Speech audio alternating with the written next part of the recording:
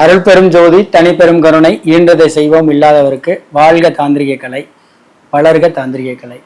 இப்போ நம்ம எல்லாருக்குமே லைஃப்ல எதிரி இருந்துகிட்டே இருப்பான். சார் எனக்கு ஒரு எதிரி இருந்துகிட்டே இருக்கான் சார், என் பக்கத்து வீடு, என்னுடைய பங்காளி, இந்த மாதிரி ஏதாவது ஒரு எதிரி சார், எனக்கு தொழில எதிரி. இந்த மாதிரி எதிரிகள் ஓடணும். இல்லை எதிரி நம்ம கண்ணு முன்னாடியே அழணும். அவன் ஐயோ அம்மான்னு துடிக்கணும். நம்ம எதிரி ஐயோ அம்மான்னு துடிக்கணும். அப்ப தாந்திரிக ரீதியா என்ன பண்ணலாம்? எல்லாருக்குமே தெரிஞ்ச ஒரு விஷயம்தான். என்ன அப்படின்னா, கிரகங்களை சார்ந்தே தாந்திரிக பரிகாரங்கள் இருக்கும். கிரகத்தை எப்படி ஏமாற்றி பரிகாரம் சொல்வது, இதுதான் தாந்திரிகம். இதுவே மாந்திரிகத்துல பாத்தீங்கன்னா, கிரகத்தை உள்வாங்கி அந்த மாந்திரிகம் சம்பந்தமான எச்சரிகள் சம்பந்தமான விஷயங்களை கொடுத்து விஷ்ணு மாயா, குட்டிச்சாத்தான், இந்த மாதிரி சொல்லக்கூடிய விஷயங்கள் தான் மாந்திரிகம். ஆனால் தாந்திரிகத்தில் எளிய முறை பரிகாரங்கள் நிறைய இருக்கு. எதிரிகளை ஓட ஓட விரட்ட, எதிரியினுடைய தொல்லை இல்லாம இருக்கிறதுக்கு. அப்ப எளிமையான ஒரு பரிகாரம் கொடுத்தாகணும். மக்களுக்கு எல்லாம் கேட்கிறாங்க, சார் எனக்கு எதிரி தொல்லை அதிகமா இருக்கு, இதை நான் எப்படி சரி பண்ணிக்கலாம்? ஒண்ணு ரொம்ப எளிமையான ஒரு விஷயம்தான். நம்மளுடைய வீட்டுல நம்ம வீடுகள்ல பயன்படுத்தக்கூடிய துவரம்பருப்பு. இந்த துவரம்பருப்பு என்ன பண்ணலாம் அப்படின்னா, எதிரியினுடைய பெயரை, சரிங்களா, எதிரியினுடைய பெயரை என்ன பண்ணலாம், இந்த துவரம்பருப்போட சேர்த்து மிக்சியில பவுடர் மாதிரி அரைச்சி எறும்புகளுக்கு உணவா கொடுத்துடலாம். எறும்புகளுக்கு உணவா கொடுக்கலாம். இது ஒரு எளிமையான ஒரு பரிகாரம் தான். என்னன்னா, சார் துவரம்பருப்போட பேர் ஒரு பேப்பர்ல எழுதி மிக்சியில ஓட்ட விடுங்க, அந்த பேப்பர் 2 கிளியும்ல, அதை கொண்டு என்ன பண்றீங்க, எறும்புகளுக்கு உணவா போடுங்க. அப்போ அது ஆட்டோமேட்டிக்கா என்ன ஆகும், ஒரு மாற்றத்தை கொடுக்கும். இல்ல சார் இன்னும் எனக்கு எதிரி இது எனக்கு பத்தாது சார், இன்னும் வீரியமான ஒரு பரிகாரம் வேணும்னா, வெற்றிலை என்ன பண்ணணும், தெற்கு திசை யமன் திசையில வெற்றிலையில எதிரியோட பெயரை எழுதி அதுல 7 விதமான வண்ணங்களை தீட்டணும். எதிரியோட பெயரை பின்பக்கம் எழுதணும். வெற்றிலைக்கு பின்பக்கம் எழுதிட்டு முன்பக்கம் 7 விதமான வண்ணங்களை தீட்டி அதில் 3 கற்பூரம் வைத்து தெற்கு திசை யமன் திசை பார்த்து அந்த கற்பூரத்தை ஏற்றி வச்சுங்க அப்படின்னா, எதிரி அழுவதும் எதிரி கஷ்டப்படுவதும் உங்கள் கண்ணுக்கு தெரியும். இது ஒரு தாந்திரிக பரிகாரம்.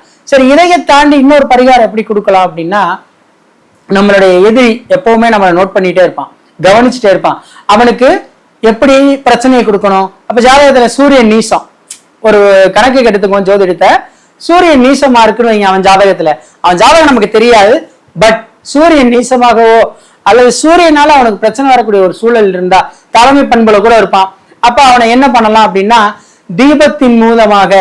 தீபத்தினுடைய மூலமாக எதிரியை நம்ம கண்டிப்பா வெற்றி கொள்ளலாம். எப்படி அப்படின்னா, தீபம் நம்ம கோயில்ல தான் ஏத்துறோம்னு கிடையாதுங்க. கோயில்ல தான் தீபம் ஏத்துறோம்னு கிடையாது.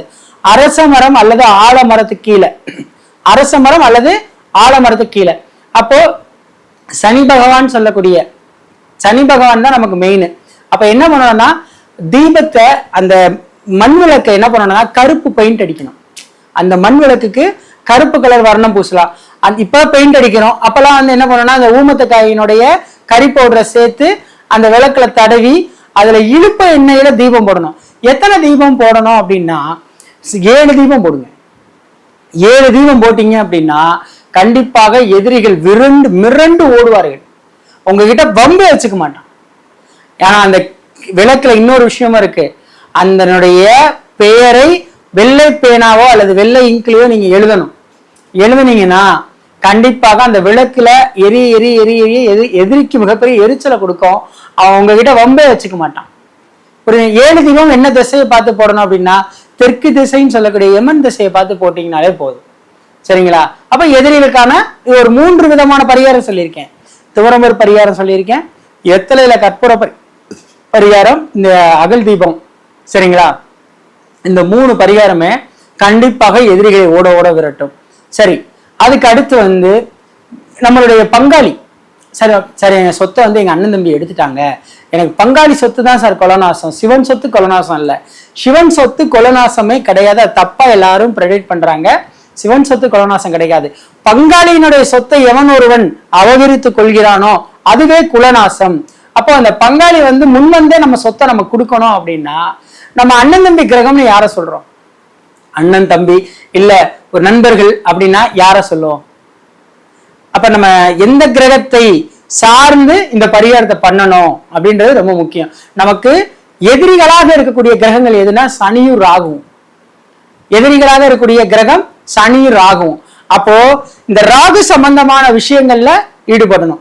எப்படி அதை ஈடுபடுத்திக்கலாம் அப்படின்னா, காலையில பிரம்ம முகூர்த்த நேரத்துல இந்த பங்காளிகள் சொத்து தானே முன் வந்து கொடுக்கணும் அப்படின்னா நம்ம என்ன பண்ணணும், காலையில பிரம்ம முகூர்த்த நேரத்துல தீபம் தாங்க. இந்த தீபத்தினால ஒரு பலன் உண்டு. என்னன்னா, துவரம் பருப்பு போட்டு அந்த தீபம் ஏத்தணும்.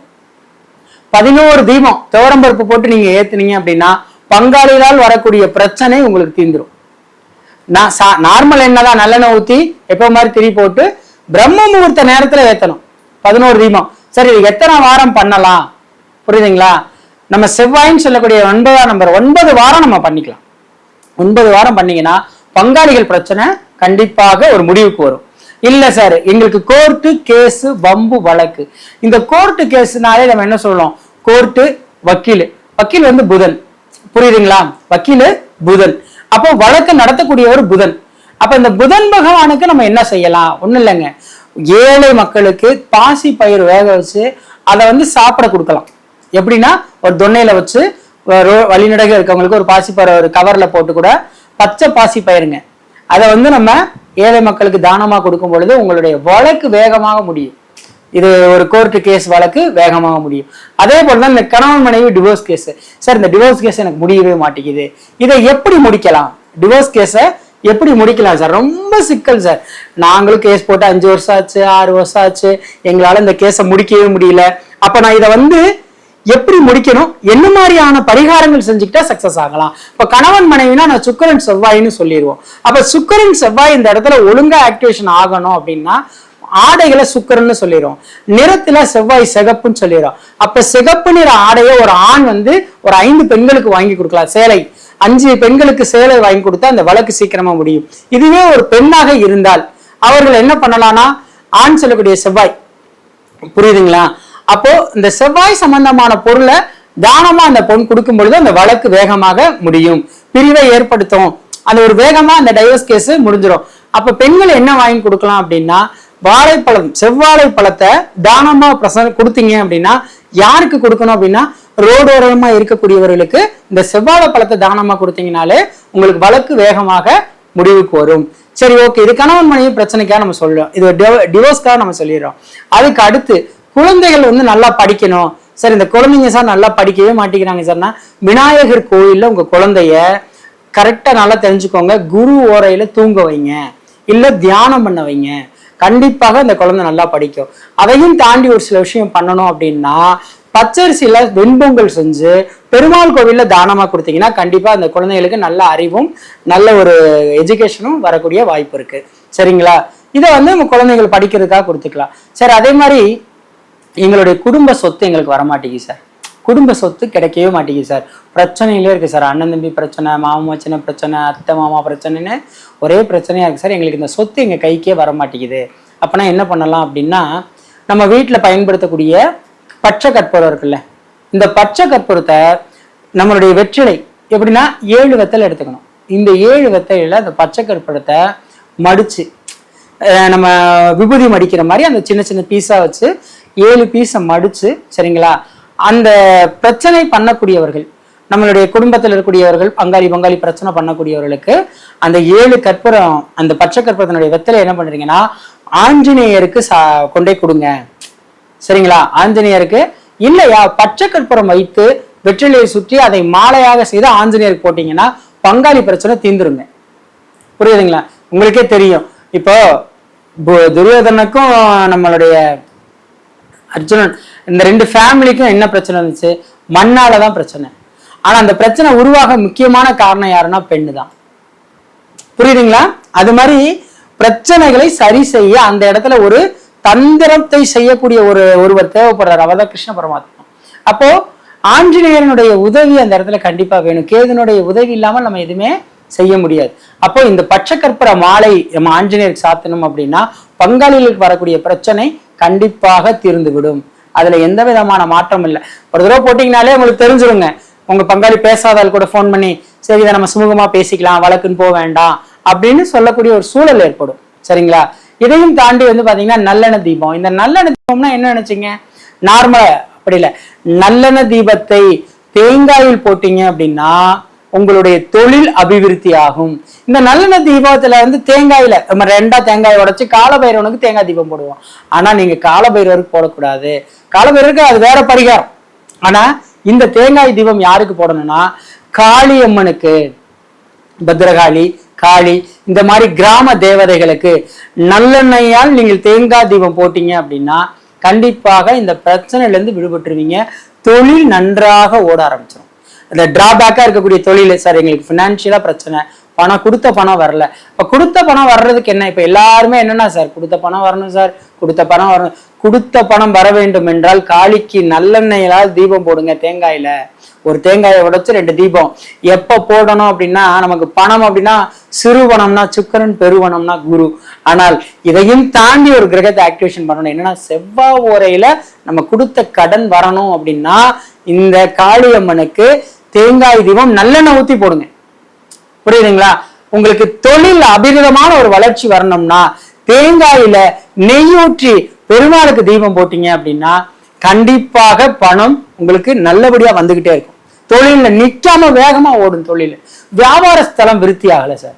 வியாபார ஸ்தலத்துல கிரௌடே வர மாட்டேங்குது. கூட்டம் வரணும் அப்படின்னா என்ன பண்ணணும், ஒரு கலசம் வைத்து, ஒரு சின்ன கலசம் வச்சு அது மேல வாழைப்பூ வைங்க.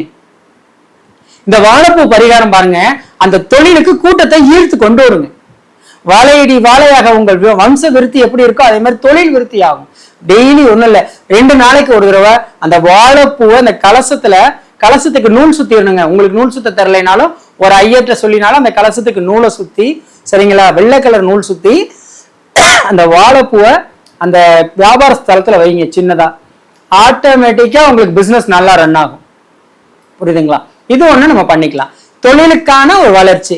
இல்ல சார் எனக்கு வந்து நான் வெளிநாட்டுல தொழில் பண்ணணும், வெளிநாடுனாலே ராகு தான். அப்போ நான் வெளிநாட்டுல தொழில் பண்ணணும் சார் அப்படின்னா ராகுனுடைய விஷயங்களை ஆக்டிவேட் பண்ணிக்கணும். என்ன மாதிரியான ஆக்டிவேட் பண்ணிக்கலாம் அப்படின்னா, ராகு கேது இல்லாமல் இன்னைக்கு நம்மளுடைய கிரகங்கள் இல்லை. ராகு கேது இல்லாமல் கிரகங்கள் இல்லை. அப்போ ராகுவை எப்படி நம்ம பிரம்மாண்டமான இடங்களை எல்லாமே ராகுன்னு தான் சொல்றோம். அப்போ உங்களுக்கு இந்த வியாபார ஸ்தல வெற்றி அடையணும் அப்படின்னா, வெளிநாடுகள்ல உங்க தொழில் சக்சஸ் ஆகணும் அப்படின்னா ராகுனுடைய பணம்னு சொல்லக்கூடிய வெளிநாட்டு கரன்சி நீங்க வியாபார ஸ்தலத்துல வச்சுக்கிறது ரொம்ப சிறப்புங்க. ஒரு அமெரிக்க டாலரா இருக்கட்டும், இல்ல துபாய் பணமா இருக்கட்டும், அல்லது இங்கிலாந்து, இந்த மாதிரி பல நாடுகளுடைய பணத்தை உங்களுடைய மேஜையில், அப்பெல்லாம் கண்ணாடி போட்டு அது கீழே பணம் வச்சிருப்பாங்க. வெளிநாட்டினுடைய தொடர்பு உங்களுக்கு இருந்துகிட்டே இருக்கணும். இப்ப நான் என்னோட பர்ஸ்ல பாத்தீங்கன்னா அமெரிக்கா டாலர் இருக்கும், சிங்கப்பூர் டாலர் இருக்கும், தாய்லாந்து மணி இருக்கும், நேபாள் மணி இருக்கும். எதுக்காக என்னோட ஆபீஸ்ல நான் எப்பவுமே வச்சிருப்பேன். வெளிநாட்டு இப்ப நான் 186 கண்ட்ரியில ஜாதகம் பாக்குறேங்க.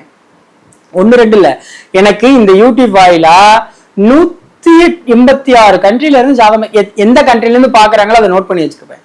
எதுக்காக? என்னுடைய வியாபாரம் விருத்தி ஆகணுன்றதுக்காக தான் நான் அந்த கரன்சி வச்சிருக்கேன். அந்த கரன்சி ரொம்ப அதிகமா வாங்கணும் இல்ல, $1 வச்சிருந்தா கூட அந்த ராகு கண்டிப்பாக சக்சஸா கொடுத்துருவாருங்க. கண்டிப்பா கொடுப்பாருங்க. இப்போ குருதசை ராகுபுத்தி நடக்குதுன்னு வைங்க. இந்த குருதசை ராகுபுத்தியில தான் என்ன பண்ணணும்னா வெளிநாட்டு தொடர்புகள் அதிகமாக வரும். இல்லைன்னா நமக்கு ஒரு சில சூது சம்பந்தமான விஷயங்களை போய் நம்மளை மாட்டி விடும், ஒரு சீட்டாட்டத்துல போய் மாட்டி விடும், ஒரு கஷினோல போய் மாட்டி விடும், இல்லைன்னா நம்மளுடைய ஒரு இந்த கம்பெனியில் இன்வெஸ்ட் பண்ணுங்கன்னு சொல்லி மாட்டி விடும். அதனால குருதசை ராகுபுத்தி வரும் பொழுது எதையுமே இன்வெஸ்ட் பண்ணக்கூடாது. என்ன பண்ணணும் அப்படின்னா அந்த பணத்தின எப்பவுமே சேவிங்ஸ் பண்ணணும். என்ன பணம் இருக்கோ அந்த 2-3 வருஷத்துக்கு நம்ம கம்முன்னு இருந்துடணும். புரியுதுங்களா? அந்த மாதிரிதான். அப்ப ராகு நமக்கு ஆக்டிவேட் ஆகணும், நமக்கு வெளிநாடு ரீதியா தொடர்புல பணம் நிறைய புழங்கணும் அப்படின்னா வெளிநாட்டு கரன்சி உங்க கையில இருக்கணும். புரியுதுங்களா? இது ஒரு விஷயத்த பண்ணிக்கலாம். இல்ல சார் வெளிநாடு சம்பந்தமான வேலைக்கு போகணும், அப்ப என்ன பண்ணணும் சார், எனக்கு வெளிநாட்டுல சீக்கிரமா ஜாப் கிடைக்கணும், விசா கிளியர் ஆகணும், எனக்கு அங்க விசா கிளியர் ஆனாலும் பர்மனன்ட் விசா 5 இயர்ஸ், ஒரு 5 வருஷம் 6 வருஷம் எனக்கு அவங்களே பண்ணி கொடுக்கணும் அப்படின்னா ஒண்ணுமே செய்யாதீங்கன்னு சொல்லிட்டீங்க. என்ன செய்யறது அப்படி, இது என்னுடைய ஸ்லாங்கு.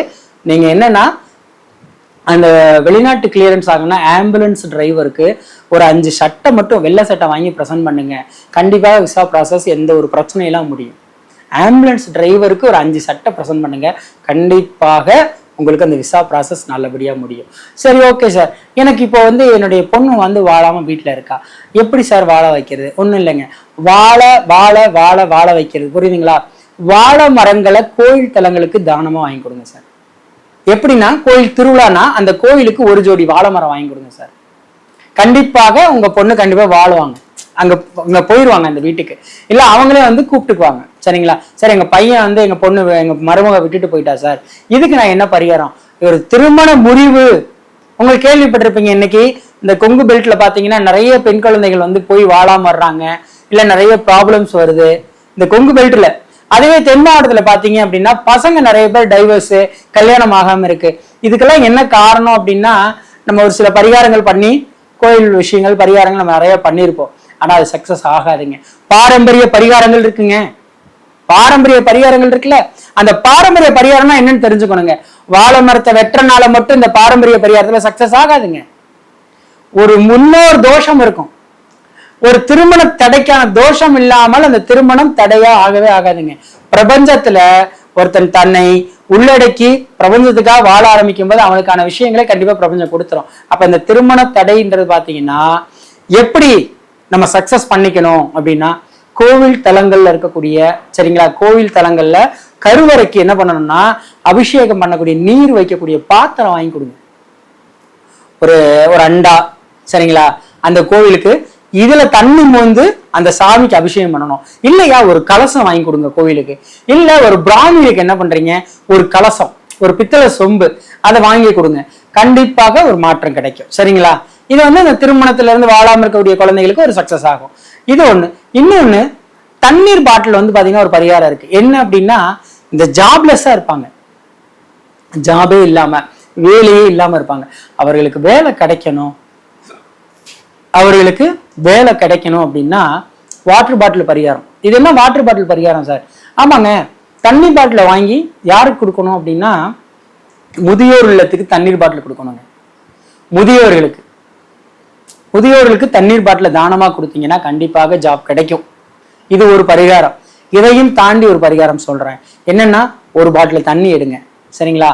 வேலைக்கான கிரகம் சனி, சனீஸ்வரர் தனி சன்னதியா இருக்கக்கூடிய சனீஸ்வரர் நம்ம தேனி பக்கத்துல குச்சனூர்னு சொல்லக்கூடிய ஊர்ல சனீஸ்வரர் இருக்காரு. உங்களுக்கு ஜாப் கிடைக்கணும் அப்படின்னா அங்க வரக்கூடிய பக்தர்களுக்கு தண்ணி பாட்டில தானமா கொடுங்க, கண்டிப்பாக ஜாப் கிடைச்சிடும். ஒரு எளிமையான பரிகாரம் தானே அது. தண்ணி பாட்டில் வாங்கி கொடுக்கலாமே, தப்பு இல்லையே. ஒரு 10 ரூபா பாட்டில் 100 பேருக்கு வாங்கினாலும் 1000 ரூபா தான் வரும். சரிங்களா? ஆனா அந்த குச்சனூர் சனீஸ்வரன் கோயிலுக்கு சனி ஓரையில போங்கன்னு சொல்றேன். அந்த பரிகாரத்தை சனி ஓரையில பண்ணுங்க, கண்டிப்பா ஜாப் கிடைச்சிரும். இதை நம்ம தாராளமா பண்ணலாம். சரி, ஓகே சார். இதை தாண்டி எனக்கு நான் சென்னையில இருக்கேன் சார், தேனிக்கு வரணும்னா எனக்கு ரொம்ப கஷ்டம் சார். சென்னையில இருக்கீங்களா? சென்னையில இருக்கக்கூடிய ஏதாவது ஒரு சனீஸ்வரன் கோயிலுக்கு போங்க. அந்த கோயிலுக்கு இந்த தண்ணி பாட்டில் வெளியில வர்றவங்களுக்கு ஒரு 10 பேருக்கு பாட்டில் கொடுங்க. இல்ல அதையும் தாண்டி உங்களுக்கு ஜாப் கன்ஃபார்ம் ஆகணும் அப்படின்னா செவ்வாய் காவல்துறையினர் வெயில்ல டிராபிக்ல நின்றுட்டு இருப்பாங்க, அவர்களுக்கு ஒரு தண்ணி பாட்டில் வாங்கி கொடுங்க. உங்களுக்கு வேலை கிடைக்கணும்னா கண்டிப்பாக தண்ணி பாட்டிலோ அல்லது இளநீரோ வாங்கி கொடுங்க. கண்டிப்பா சொல்றேன், உங்களுக்கு வேலை கிடைக்கும். எந்த விதமான மாற்றமும் கிடையாது. புரியுதுங்களா? இது ஒண்ணு. இதுக்கு அடுத்து வந்து பாத்தீங்கன்னா, நம்மளுடைய குடும்பத்துல எப்பவுமே பாருங்க ஒரு ஒற்றுமை இல்லாத மாதிரியே இருக்கு. அப்பா ஒரு பக்கம் இருப்பாரு, மகன் ஒரு பக்கம் இருப்பாங்க, அம்மா ஒரு பக்கம் இருப்பாங்க, பொண்ணு ஒரு பக்கம், 4 பேரும் 4 திசையில இருப்பாங்க. இந்த குடும்ப ஒற்றுமைக்கான ஒரு பரிகாரம் அப்படின்னா லலிதா சரஸ்கிராமம் எல்லாருக்கும் தெரியும்னு நினைக்கிறேன். அப்ப அந்த லலிதா சரஸ்கிராமம் படிக்க படிக்க படிக்க குடும்ப ஒற்றுமையாகுங்க. நீங்க உட்கார்ந்து அதை முழுசா படிங்க, உங்கள் குடும்பம் ஒற்றுமையா இருக்கும். இது டெய்லி படிக்கலாம், தப்பே இல்லை. சரிங்களா? இது ஒரு குடும்ப ஒற்றுமைக்கான ஒரு எளிமையான ஒரு பரிகாரம். இதுவே தாந்திரிகத்துல ஒரு பரிகாரம் சொன்னோம் அப்படின்னா விநாயகருக்கு, சரிங்களா, விநாயகருக்கு என்ன பண்ணணும் அப்படின்னா நம்மளுடைய திராட்சை, கருப்பு திராட்சைய விநாயகருக்கு நீங்க பிரசன்ட் பண்ணுங்க.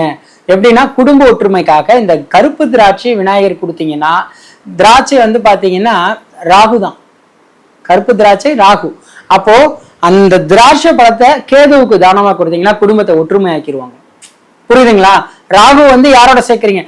ராகு எது நண்பர்கள், ஒற்றுமையானவர்கள். அப்போ அவர்களுக்கு அந்த விநாயகர் பெருமானுக்கு திராட்சையை வச்சு படைக்கும் பொழுது என்ன ஆகும் அப்படின்னா உங்களுடைய குடும்ப ஒற்றுமையாயிரும்.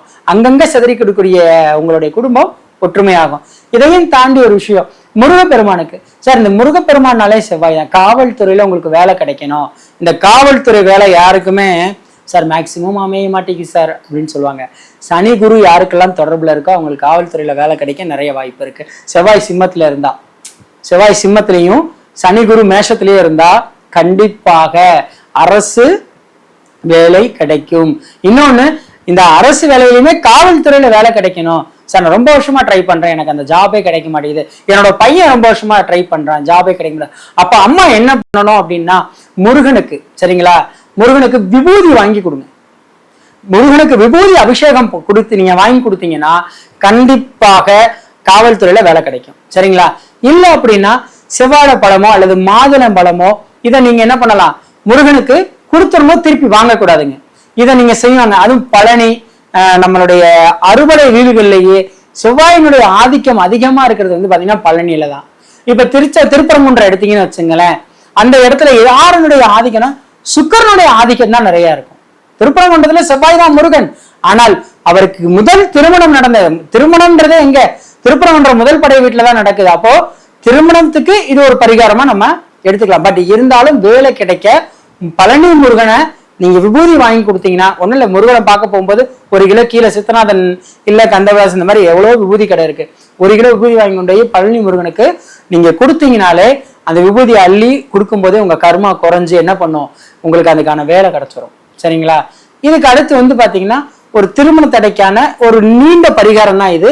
ஆனா இதை பண்ணால் கண்டிப்பாக திருமணம் உண்டு. இது எல்லா மேடைகளையும் நான் சொல்லி இருப்பேன். என்னன்னா, ஒரு பெண் திருமணம் ஆகலை அப்படின்னா அவள் காலை நேரம் எங்க போனா தேவிப்பட்டினம், ஃபர்ஸ்ட் நோட் பண்ணிக்கோங்க, தேவிப்பட்டினம். தேவிப்பட்டினத்துல இருந்து தேவிப்பட்டினத்துல குளிச்சிடணும். குளிச்சுட்டு அந்த தேவிப்பட்டினம் போயிட்டு சும்மாலாம் இருக்கக்கூடாதுங்க. தேவிப்பட்டினத்துல அந்த 9 நவகிரகத்தையும் 9 முறை சுத்தி குளித்து விட்டு மறுபடியும் அங்க ஒரு குளம் இருக்கும். அந்த குளத்துல தண்ணி கொஞ்சம் அசுத்தமா இருக்கும், பட் இருந்தாலும் தண்ணி லைட்டா தெளிச்சுட்டு மறுபடியும் எண்டுல ஒரு கிணறு இருக்கும். உங்களுடைய ஸ்டார்ட் அப்லயும் ஒரு கிணறு இருக்கும், வரும்போது எண்டுல ஸ்டார்ட் அப்ல இருக்கக்கூடிய கிணறுல எய்த்த மாதிரி கடையில ஒரு வாளி தருவாங்க. அந்த 9 வாளி கடைசி அங்கதான் குளிச்சுட்டு வரணுங்க. குளிச்சுட்டு வந்துட்டு நேரா உத்தரகோச மங்கை வாராகி, இந்த வாராகி குளக்கரை வாராகி போற வழியிலேயே இருக்குங்க. அங்க போய் உங்களுக்கு மங்களம் நடக்கணும்னு சொல்லிட்டு அந்த வாராகிக்கு மஞ்சள் அரைச்சு கொடுக்கணும். அம்மியில அரைச்சு கொடுத்து அங்க கொடுக்கக்கூடிய பிரசாதத்தை வாங்கிட்டு வாராகி முடிச்ச கையோட மங்களநாதர் உத்தரகோசை மங்களநாதர் உலகத்தினுடைய முதல் சிவாலயம், புரியுதுங்களா? அப்போ அந்த உத்தரகோசை மங்களநாதரை பார்த்த கையோட நேரம் மதுரை, நம்மளுடைய மதுரைக்கு வந்து திருப்பரங்குன்றம் முருகனை பார்த்துட்டு ஊருக்கு போங்க. கண்டிப்பாக எவ்வளவு பெரிய திருமண தடையினாலும் சக்சஸ் ஆகும். இதை நான் சொல்லி பல ஆயிரம் பேருக்கு சக்சஸ் ஆயிருக்கு. சார் யாராவது ஆனவங்களை சக்சஸ் ஆனவங்களை காட்டுங்கன்னா ஒரு லிஸ்டே வச்சிருக்கேன், கொடுக்குறேன், நீங்க அவங்கள்ட்ட போன் பண்ணி விசாரிச்சுக்கலாம். ஏன்னா இந்த பரிகாரம் ரொம்ப தெய்வீகமான பரிகாரம். என்ன எதுனாலும் பாருங்க, நவகிரகங்களும் கடலுக்குள்ள இருக்கு. அந்த நவகிரகமே யாரு முழுசாக சூழப்பட்டது சந்திரனை தான். நவகிரகங்கள் கடலுக்குள்ள இருக்கு. அப்போ அந்த சந்திரன் சூழ்ந்த நவகிரகங்கள் உங்களுக்கு திருமண வாழ்க்கையை ரொம்ப அழகா அமைச்சு கொடுத்துரும். ஆனா மங்களம் நடக்கூடிய மங்களநாதர் தான் உங்களை பார்க்க சொல்றேன். வாராகி பஞ்சமி திதி, அப்போ ஒரு காரிய ஜெயத்துக்கு வாராகி நம்ம பிடிக்கணும். அப்ப பஞ்சமி தேதியில பிறந்தவள், அதனால மஞ்சள் அரைத்து உங்களுக்கு மங்களம் நடக்கணும்னா முதல்ல உங்க கையால மஞ்சள் அரைச்சு அந்த மஞ்சளை வாராகிக்கு கொடுத்து அதை நீங்க சாமி கும்பிட்டு அதுக்கப்புறம் உத்தரகோசம் அங்க போய் மங்களநாதரை பார்த்துட்டு முருகனுக்கு திருமணமான இடம் முதல் படை, 6 படைகளிலே முதல் படை வீடு திருப்பரங்குன்றம். அப்ப அங்க போய் நீங்க உங்களுடைய ஃபைனல் டச் அதான் முடிச்சுட்டு அதுக்கப்புறம் நேரா அங்க மதுரையில நான் மீனாட்சி கோயில் போலான் இருந்தேன், இன்மையில் நன்மையார் கோயில் போலான் இருந்தேன், கூடலகர் பெருமாள் கோயில் போலான் இருந்தேன், பாண்டி கோயில் போலான் இருந்தேன், அழகர் கோயில் போலாம், அப்படிலாம் போகக்கூடாது. புரியுதுங்களா? இது வந்து ஒரு திருமண தடைக்கு ஒரு ஆணுக்கும் பெண்ணுக்கும் சமமான ஒரு பரிகாரம்.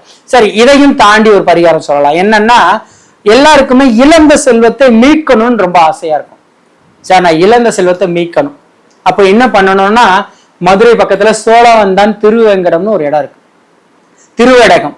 இந்த திருவேடகத்துக்கு சிவன் கோயில் போய் பிரதோஷ நாள்ல பாலாபிஷேகம் பண்ணிட்டு அங்க இருந்து நேரா என்ன பண்ணோம், செல்லூர்ல இருக்கக்கூடிய திருவப்புடையார், செல்லூர்ல இருக்கக்கூடிய திருவப்புடையார் குபேரனே தன் இழந்த செல்வத்தை மீட்ட இடம்னு சொல்றாங்க. குபேரன் தன் செல்வத்தெல்லாம் இழந்ததுக்கு அப்புறம் மீட்ட இடம்னா செல்லூர் திருவப்புடையார் கோவில். இந்த கோயிலுக்கு போயிட்டு வந்தாலே உங்களுடைய இழந்த செல்வத்தை நீங்க மறுபடியும் மீட்டுருவீங்க. புரியுதுங்களா? அப்போ ஒரு எளிமையான ஒரு பரிகாரங்கள் தான் இதெல்லாம். சார் கோயில் ட்ரிப் எல்லாம் பெரிய இல்ல, கோயில் ட்ரிப்புன்னு தப்பா நினைக்காதீங்க, ஐயோ செலவாகுதுன்னு நினைக்க வேண்டாம். நீங்க எந்த கோயிலுக்கு போய் அர்ச்சனை பண்ணுன்ற அவசியம் இல்லை. எந்த தெய்வமும் தேங்காய் பழம் வச்சு சாமி கும்பிடுன்னு சொல்லல. மெல்லிய மலர்களால் இறைவனை அர்ச்சனை செய்தாலே உங்களுடைய கர்ம பலன்களை குறைத்து உங்களுக்கு நற்பலனை வழங்குவார்.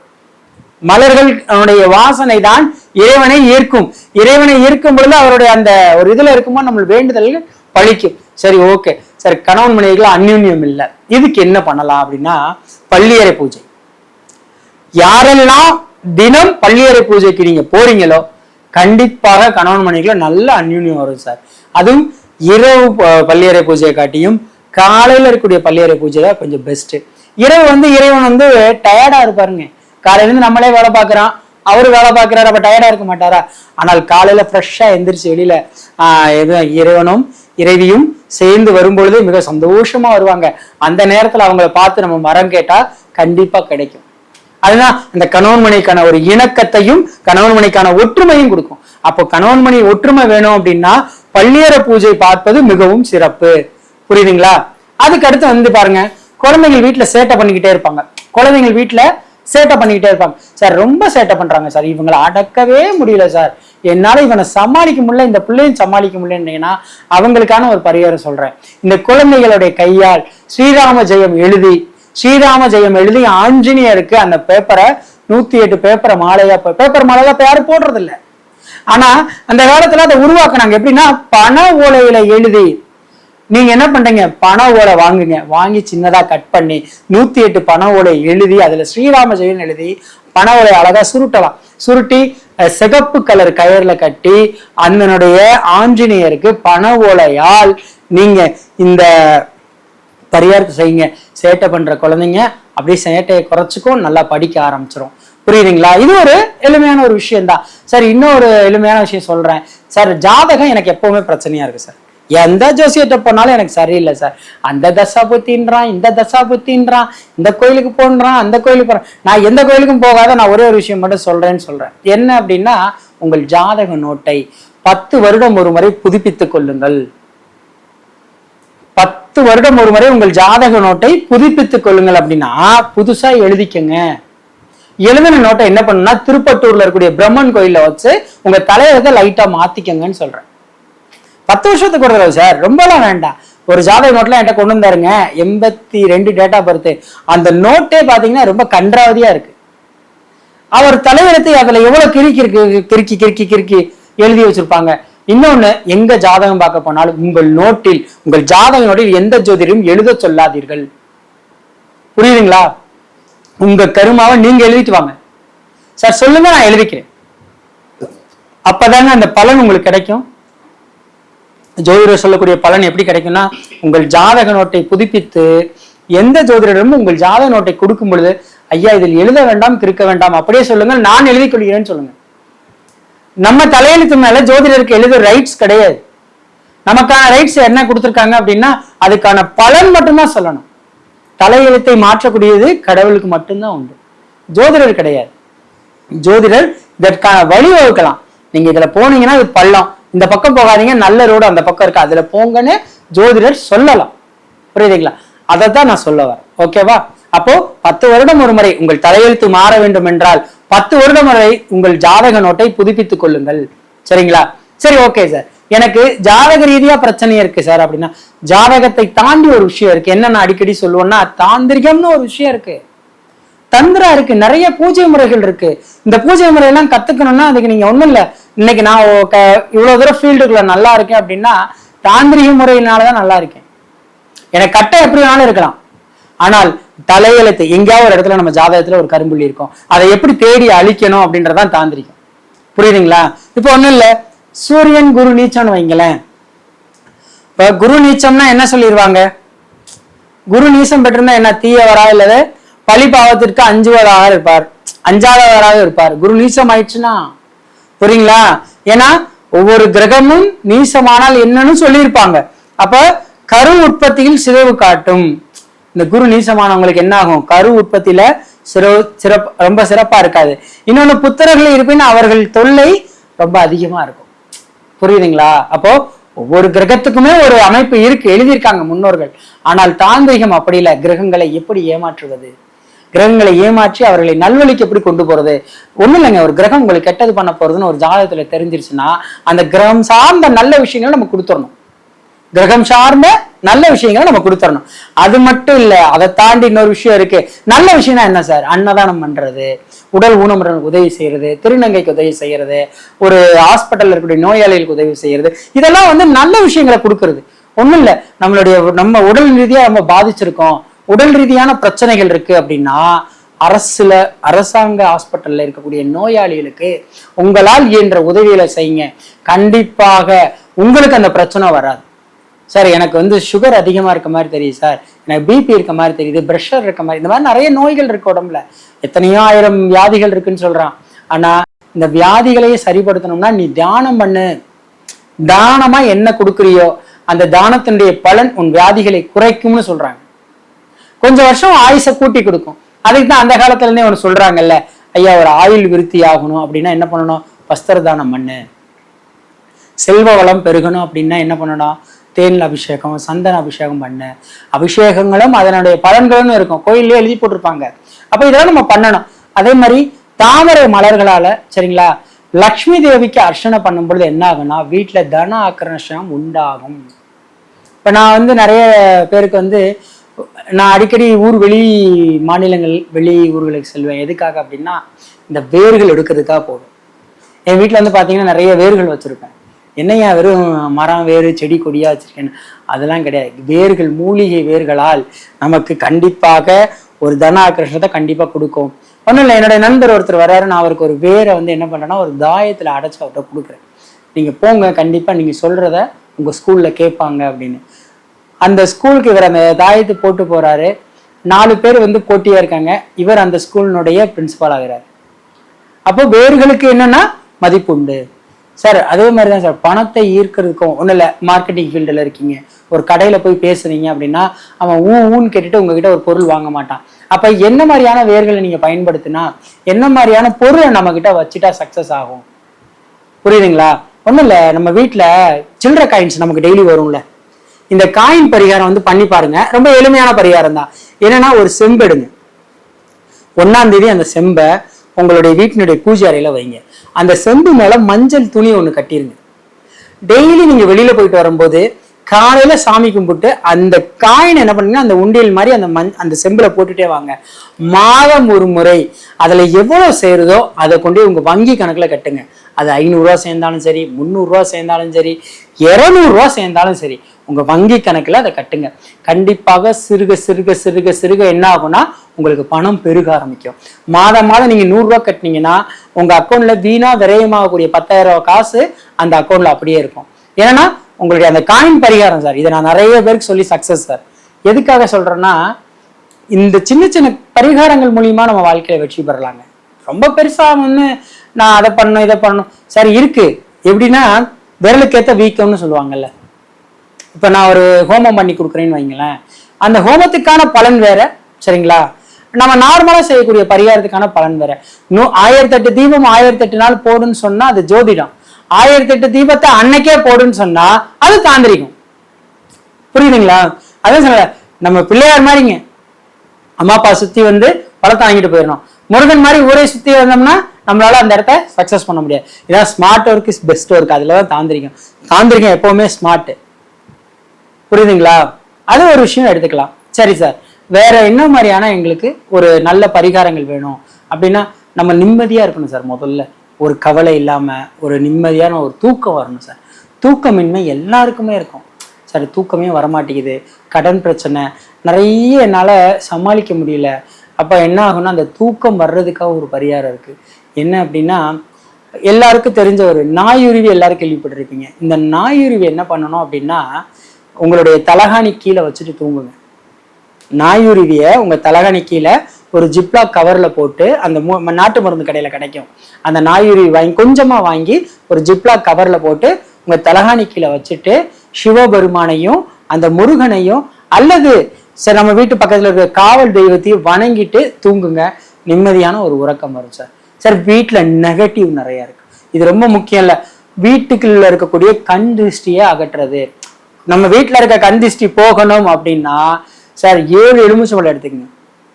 வீட்டுல இருக்கக்கூடிய கண் திருஷ்டிகள் அகல, இந்த கண் திருஷ்டினால் வரக்கூடிய தொல்லைகள் அகல, 7 எலுமிச்சம்பழம். இந்த 7 எலுமிச்சம்பழத்துல என்ன பண்ணணும் அப்படின்னா குண்டு ஊசி இருக்கு பாத்தீங்களா, இந்த குண்டு ஊசிய குத்தி நம்ம வீட்டுல இருக்கக்கூடிய 8 திக்கு பாடல்களை, 8 திக்குன்னு சொல்லக்கூடிய இடம் இருக்கு பாத்தீங்களா. இப்போ செங்கலுக்கு எத்தனை கோடி? 4 கோடியா 8 கோடியா? செங்கலுக்கு 4 கிடையாது 8 கோடி. இந்த பக்கம் திருப்பினாலும் அந்த பக்கம் திருப்பினாலும் இப்ப செங்கலுடைய கோடியை வந்து நம்ம கனெக்ட் பண்ண முடியாது. அது மாதிரி 7 எலுமிச்சம்பழம் எடுத்துக்கங்க சரிங்களா? ஒரு திக்குக்கு மட்டும் எலுமிச்சம்பழம் வேண்டாம். இந்த 7 பழங்கள்ல 7 குண்டூசி குத்துங்க. குத்திட்டு இந்த 7 பழத்தையுமே வீட்டினுடைய பகுதியை சுத்தி வாங்க. சரிங்களா? இல்ல அப்பார்ட்மெண்ட்ல இருக்கும் சார், பரவாயில்ல, அப்பார்ட்மெண்ட்ல இருந்தாலும் பரவாயில்ல, வீட்டுக்குள்ளேயே கூட சுத்திட்டு இந்த 7 பழத்தை என்ன பண்ணணும்னா வீட்டு நிலையில ஒரு பழத்தை, சரிங்களா, ஒரு பழத்தை அந்த குண்டூசியோட உள்ள அந்த ஊசியினோட அந்த ஒரு பழத்தை மஞ்சள் துணியில கட்டி முன்னாடி தொங்க விட்டுறணும். மீதி 6 பழங்களை 3 ரோடு சந்திக்கக்கூடிய இடத்துல போட்டு வந்துருங்க. அது வண்டியில ஏத்தினாலும் சரி, இல்லையா பைபாஸ்ல போட்டுருங்க. பைபாஸ்ல போட்டா டயர் பஞ்சர் ஆகும் சார், வண்டி பிரச்சனையா, அதெல்லாம் நீங்க யோசிக்காதீங்க. புரியுதுங்களா? 3 ரோடு சந்திக்கிற இடத்துல போடலாம்.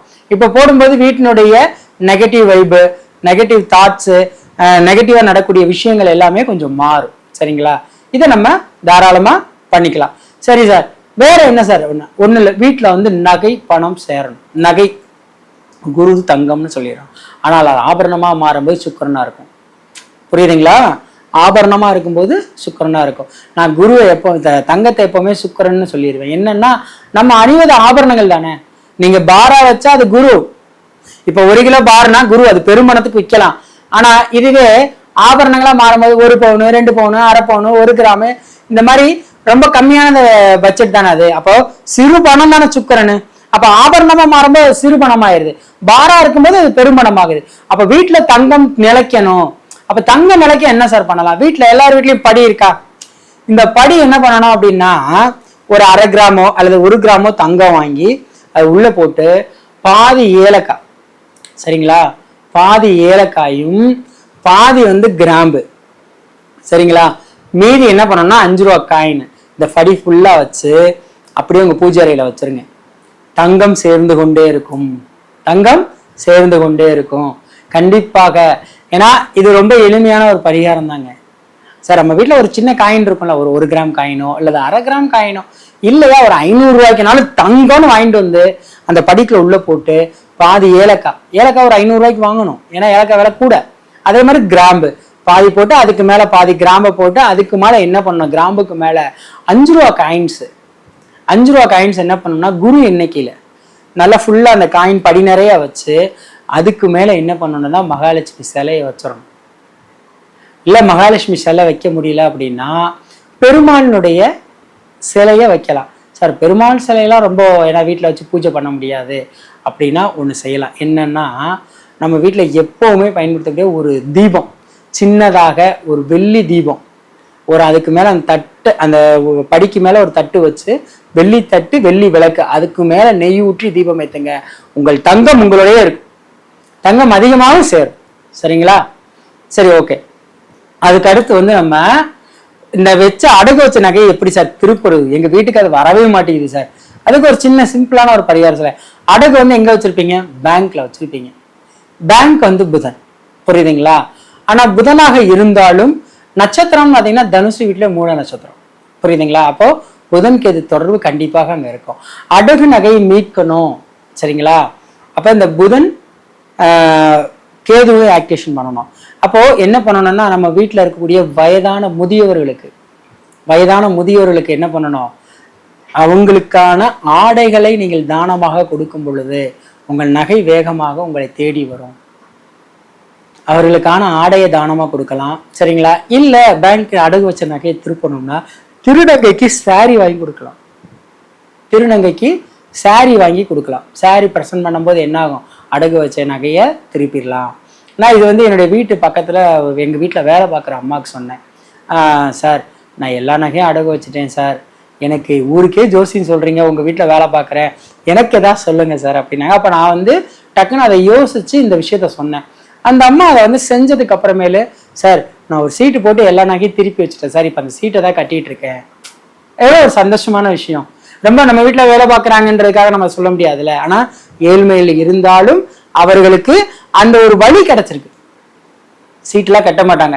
இப்ப என்னன்னா நான் சொல்லி ஒரு கம்பெனி என்ன ஃப்ரெண்டு கிட்ட நீங்க போடுங்கம்மா நான் எடுத்து தரேன், நீங்க உங்களுடைய சம்பளத்தை நான் இங்க கொடுத்துறேன் அப்படின்னு. இப்போ என் வீட்டுல பார்க்காம இன்னும் ஒரு 3 வீட்டுல வேலை பார்க்குறாங்க. அந்த 2 வீட்டினுடைய வருமானத்தை குடும்ப செலவுக்கு வச்சுக்கிறாங்க. என் வீட்டுல பாக்குறத அவங்களோட கடனை நான் அடைக்கிற மாதிரி நம்ம வீட்டுல வேலை பார்க்குறாங்க. ஆனாலும் அவர்கள் பொருள் வந்துருச்சு. இப்ப அந்த அம்மா மஞ்சள் கயிறுல இருந்து செயின் போட்டாங்க. இன்னைக்கு சொல்லுவாங்க, தம்பி உங்களாலதான் தம்பி நான் இன்னைக்கு செயின் போட்டிருக்கேன், உங்களாலதான் தம்பி எனக்கு இந்த ஒரு வாய்ப்பு, எனக்கு ரொம்ப சந்தோஷமா இருக்குன்னு. அப்பதான் நான் சொன்னேன், இதுதாங்கம்மா ஒரு எளிமையான பரிகாரம் மூலியமா நம்ம வெற்றி அடையலாம். அப்போ அடகு நகை மீட்கணும் அப்படின்னா முதியோர்களுக்கு சரிங்களா வஸ்திர தானம் பண்ணி பாருங்க. சும்மா ஒரு 200 ரூபாய் வேஷ்டி, ஒரு சாமி வேஷ்டி, காவி வேஷ்டி அந்த கேதுக்கு வாங்கி கொடுத்து பாருங்க, கண்டிப்பா சக்சஸ் ஆகும். இல்லை அப்படின்னா சப்த கன்னிகள் இருக்கு, சப்த கன்னிமார் இருக்காங்கல்ல, 7 கன்னிமார்கள், அவர்களுக்கு கலரா வண்ண ஆடைகள் 7 பாவாடை, 7 கன்னிமாருக்கு 7 பாவாடை 7 கலர் வாங்கி நீங்க மாதம் ஒரு முறை பௌர்ணமி நாள்ல 7 வஸ்திரம் அந்த பாவாடை நீங்க வாங்கி சாத்துனீங்க அப்படின்னா கண்டிப்பாக அடகு நகை உங்கள் வீடு தேடி வரும். கேது என்ன பண்ணுவார், கொஞ்சம் கொஞ்சமா கடனை அடைப்பார். 7 கன்னிமார்கள், புதன் அங்க புரியுதுங்களா? 7 கன்னிமார், கன்னினாலே புதன் தானே, அப்போ கன்னிமார்கள் 7னா கேது தானே, சப்தகன்னிமார்கள் தானே சொல்றோம். அப்ப அந்த சப்தகன்னிமார்களுக்கு நீங்க இந்த விஷயத்த பண்ணுங்க, கண்டிப்பாக உங்களை அடகு வைத்த நகை உங்கள் வீடு தேடி வரும். அதுக்கான ஒரு சொல்யூஷன் கிடைக்கும். ஜோசியர் வந்து பணம் கொடுக்க முடியாது, சொல்யூஷன் தான் கொடுக்க முடியும். இதை பண்ணா இது நடக்கணும். அப்ப பௌர்ணமி நாள்ல என்ன பண்றீங்க, இந்த 7 கன்னிமாருக்கு இந்த வஸ்திர தானத்தை கொடுங்க. இல்லையா ரோட்டோரமா இருக்கக்கூடிய வயதான முதியவருக்கு இந்த காவி வேஷ்டியை தானமா கொடுங்க, கண்டிப்பாக உங்க வீடு தேடி வரும். ஒரு சின்ன ஹிண்ட் தான் சார், ஒரு வேஷ்டி வாங்கி கொடுத்து பாருங்களேன், ஒரு 4 பவுன் திருப்புற மாதிரி ஒரு வாய்ப்பு கிடைக்கும். அடுத்து ஒரு 5 பேருக்கு வாங்கி கொடுங்க, ஒரு 2 பவுன், ஒரு 10 பவுன் திருப்புற வாய்ப்பு கிடைக்கும். இந்த மாதிரி முதல்ல சிறுக ஆரம்பிங்க. உங்க உழைப்புல ஒருத்தருடைய மானத்தை காக்குறீங்க, மறைவு சுக்கரன் இருக்கக்கூடிய பகுதியை நீங்க மறைக்கிறதுக்கு ஹெல்ப் பண்றீங்க, கண்டிப்பாக உங்களுக்கு அது கிடைக்கும். சரிங்களா? இதெல்லாம் தாந்திரிகத்துல தான் சார் சொல்ல முடியும், ஜோதிடத்துல சொல்ல முடியும். தாந்திரியத்துல மட்டும்தான் கிரகங்களை சரியாக ஏமாற்ற கத்துக் கொடுத்திருக்காரு கிருஷ்ண பரமாத்மாவே. சகாதேவா, நீ என்னதான் ஜாதகம் பார்த்தாலும் உனக்கு மேல ஒருத்தர் இருக்காண்டா, அவன் தாண்டா கிருஷ்ணன், அவன் தாண்டா கடவுள். புரியுதுங்களா? அப்போ நமக்கான பாயிண்ட்ஸை கொடுத்து இந்த தாந்திரிக கலைக்கு அன்னைக்கே வித்திட்டவர் நம்மளுடைய பரமாத்மா, அந்த கிருஷ்ண பரமாத்மா தான், வேற யாருமே கிடையாது. தாந்திரிக கலை அன்றே உருவாக்கப்பட்டது. ஆனால் ஜோதிடம் இதுக்கு முன்னாடி, சகாதேவனுக்கு முன்னாடி ஜோதிடம் உருவாகிருக்கலாம். ஆனால் ஜோதிட கலையை தாண்டி தாந்திரிகம்ன்ற ஒரு விஷயத்தை விநாயகரோ அல்லது நமக்கு நிறைய தெய்வங்களே உணர்த்தி இருக்கு. ஹரிச்சந்திரனுடைய இது உங்களுக்கு தெரியும், ஹரிச்சந்திரனுடைய இதுல தந்திரம் இல்லாமல் அன்னைக்கு சத்தியத்தை நிர்வகிக்க முடியாது. ஹரிச்சந்திரனை தந்திரமாக தன் நாடு, நாட்டு மக்கள், நகரம் அனைத்தையும் இழக்க வைத்து தன் சத்தியத்தை காப்பாத்த அவருக்கு தந்திரமாக தான் செயல்பட்டாங்க. அந்த மாதிரிதான் தாந்திரிகம் என்பது ஒரு தந்திரமான ஒரு செயல் தான். சரிங்களா? நம்ம மாந்திரிகம் பண்ணலாம், பூஜை முறைகள் 1086 பூஜை முறைகள் இருக்கிறது மாந்திரிகத்துல. அதை நான் அடுத்தடுத்த கண்டென்ட்ல உங்களுக்கு நான் சொல்றேன். அதே மாதிரி என்ன மாதிரியான பூஜை பண்ணா உங்களுக்கு செல்வ வளம் பெருகுன்றத அடுத்த இதுல நான் உங்களுக்கு கண்டிப்பா சொல்றேன். நன்றி, வாழ்க வளமுடன்.